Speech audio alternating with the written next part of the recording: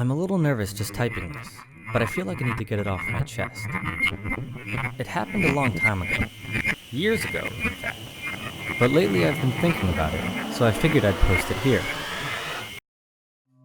I used to mess around in the deep web. Nothing involving money. More just finding my way onto websites I knew were involved in illegal activity, or selling things and services that were obviously illegal. I never partook in any of it. I was just a bit fascinated by it. One day, I stumble onto this site, and all it is just a seemingly live camera feed of someone's house. You can tab through basically 4 different shots.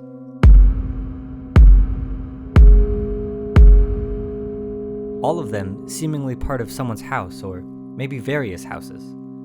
Occasionally, I'd see a man walk past.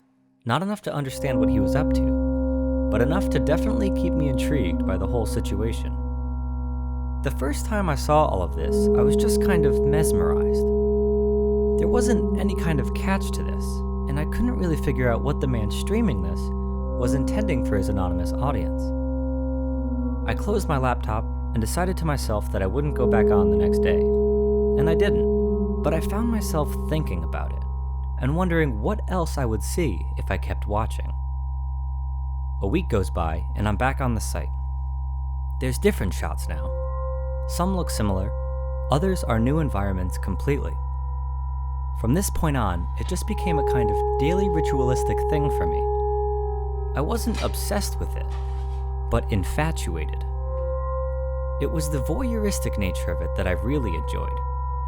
It felt kind of dirty and wrong, but equally as satisfying and oddly therapeutic after a long day at my job. This carried on for about a month, when finally one day I go on and see that the black screen is no longer black, but rather there is something on it.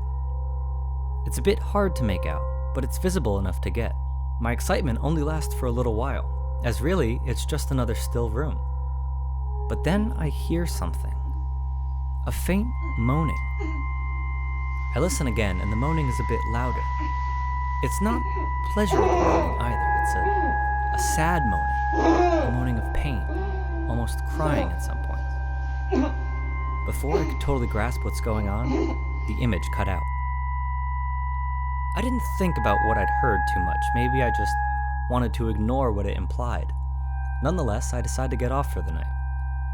At this point, I felt like I should keep watching, partly out of concern, and honestly, out of such a high curiosity.